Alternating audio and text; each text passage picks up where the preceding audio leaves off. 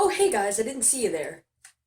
Hey guys, what is going on? It's Ben again, and today we are going to be doing something a little bit different than usual. Today we are going to be turning a laptop computer into a desktop computer. So, obviously, what you'll need is a monitor, a keyboard, a mouse, and some cabling, some display ports, and of course your laptop.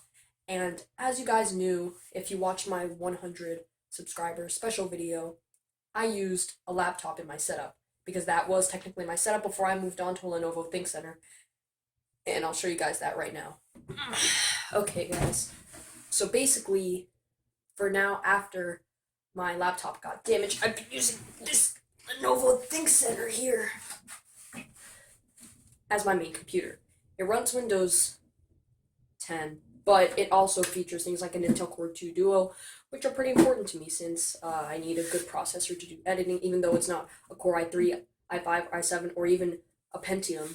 So it's not the best processor, but hey, I got this at a good price. It even features a CD DVD drive, which is always a win, and it features all the extra cabling and everything.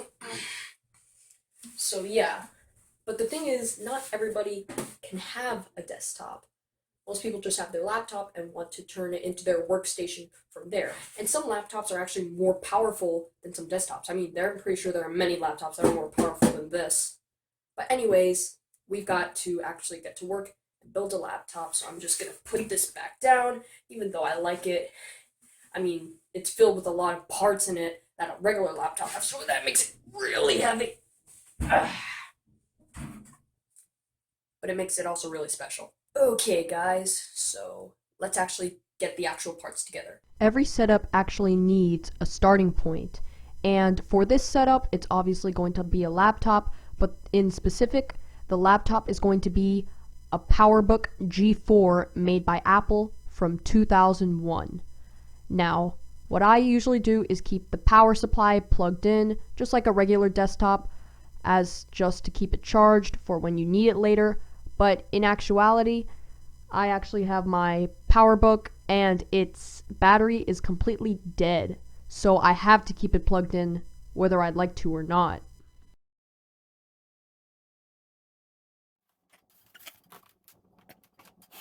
Okay, so at this point, basically what you want to do is plug in your monitor, as it's one of the most important parts when making your laptop into a desktop, as it's basically where you'll be doing most, or at least the majority, of your work. Now, you will also need to get a display cable. As you can see, mine both supported VGA. However, this may not be the case with your monitor. Some are DVI, VGA, or even HDMI only, and can be the same with laptops. So this may need to be the point where you need to get some sort of adapter. Now, when it comes to connectivity, this is where the laptop gets really important. The truth is, pretty much all computers now use USB, except for really old ones.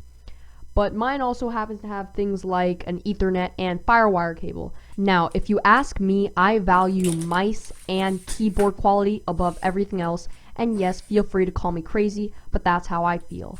Now, you may be asking me, Benjamin, that's nuts. Why would you value that over everything when you have things like a microphone to plug in? Well, that's where USB dongles come in, and they range from having around 4 to sometimes even having around 10.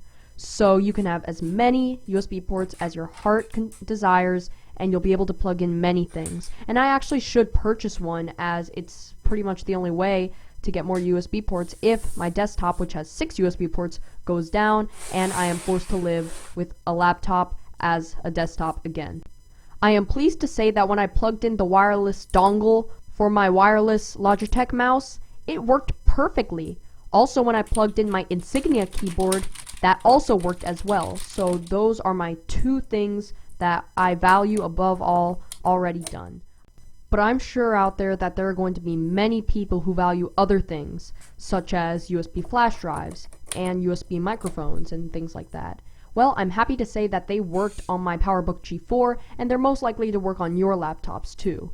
Anyways, guys, that's pretty much it. as you can see, this turned out pretty successful, but this can be modified in any way personally. You can add speakers, like I said, you can add USB flash drives, you can add a Wi-Fi adapter if you don't want to use the built-in Ethernet, and many, many other things. And laptop expandability into a desktop is actually becoming a big thing. Not a lot of people recognize it because they prefer to use their trusty desktops. But like I said, I lived on a laptop turned to desktop, and so can you if you'd like. And personally, I'll be sticking with a desktop computer, but I just want to add I used to be a huge anti desktop person, and my laptop setup kind of looked a little bit like this.